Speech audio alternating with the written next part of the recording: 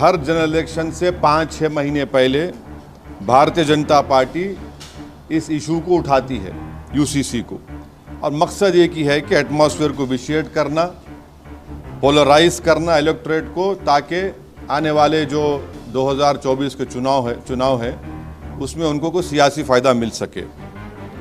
अब आप ये समझिए कि जून 14, 2023 को जो उन्होंने पूछा यूनिफॉर्म सिविल कोड के बारे में, हाँ,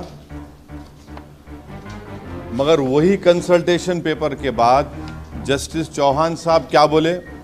that a uniform civil code is neither necessary not desirable at this stage.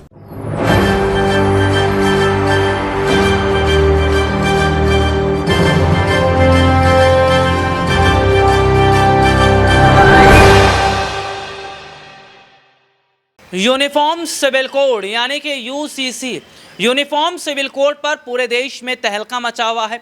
सत्ता पक्ष हो या विपक्ष, तमाम राजनीतिक पार्टी के नेताओं की तरफ से बयानबाजी का दौर देखने को मिलता है। और मैं अपने दर्शकों को ये बता दूं कि यूनिफॉर्म सिविल कोड को लेकर एक खबर ऐसी सामने आई है जिसमें यह कहा जा रहा है कि यूनिफॉर्म सिविल कोड का मुद्दा अब राष्ट्रपति तक पहुंचाया जाएगा। यानी कि हमारे देश की राष्ट्रपति द्रौपदी मुर्मू क्या अब यूनिफॉर्म सिविल कोड को लेकर एक बड़ा कदम उठाने वाली हैं। नमस्कार, मैं हूं राहुल शर्मा, आप देख रहे हैं SP9 न्यूज़ और खबरों की तरफ बढ़ते हैं। यूनिफॉर्म सिविल कोड, देखिए, यूनिफॉर्म सिविल कोड मानसून सत्र में क्या पेश हो जाएगा, ये एक बड़ा सवाल है। लेकिन यूनिफॉर्म सिविल कोड को लेकर विपक्षी पार्टी के नेताओं का जो बयान सामने आ रहा है वो ये जाहिर तौर पर देखा जा रहा है कि यूनिफॉर्म सिविल कोड जानबूझकर लाया जा रहा है एक धर्म को टारगेट करने के लिए, एक समुदाय को टारगेट करने के लिए। और यूनिफॉर्म सिविल कोड अगर एक धर्म को टारगेट करने के लिए लाया जा रहा है तो क्या सरकार का मकसद है देश को हिंदू राष्ट्र बनाने की? ये विपक्ष कह रहा है।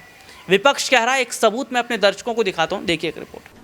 हर जनरल इलेक्शन से 5-6 महीने पहले भारतीय जनता पार्टी इस इशू को उठाती है, यूसीसी को, और मकसद एक ही है कि एटमॉस्फेयर को विशिएट करना, पोलराइज करना इलेक्टोरेट को, ताकि आने वाले जो 2024 के चुनाव है उसमें उनको कोई सियासी फ़ायदा मिल सके।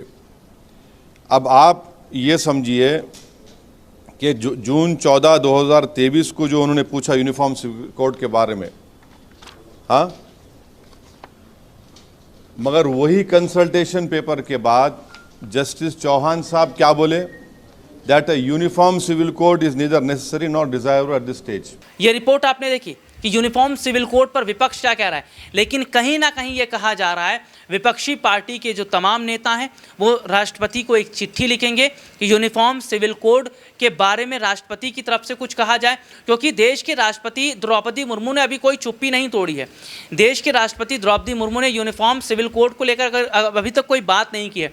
तो सीधे सीधे तौर पर देखा जा रहा है कि यूनिफॉर्म सिविल कोड का मुद्दा अगर राष्ट्रपति के पास पहुँचता है तो क्या इस पर बड़ा फैसला राष्ट्रपति की तरफ से उठाया जाएगा। लेकिन कहीं ना कहीं जो मौजूदा समय की तस्वीर है वो जाहिर तौर पर ये बता रही है कि यूनिफॉर्म सिविल कोड का जो मुद्दा है वो भी सरकार के लिए गले की फांस बन चुका है।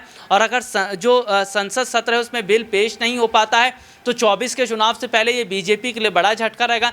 हालांकि देश के प्रधानमंत्री नरेंद्र मोदी ये बता चुके हैं कि यूनिफॉर्म सिविल कोड अगर आएगा तो इससे देश को कोई दिक्कत नहीं है, कोई तकलीफ नहीं है, बल्कि इससे फ़ायदा होगा। एक देश में एक कानून, एक अधिकार। आज के लिए इतना ही, आपसे फिर दोबारा मुलाकात होगी, तब तक के लिए इजाज़त दीजिए। नमस्कार।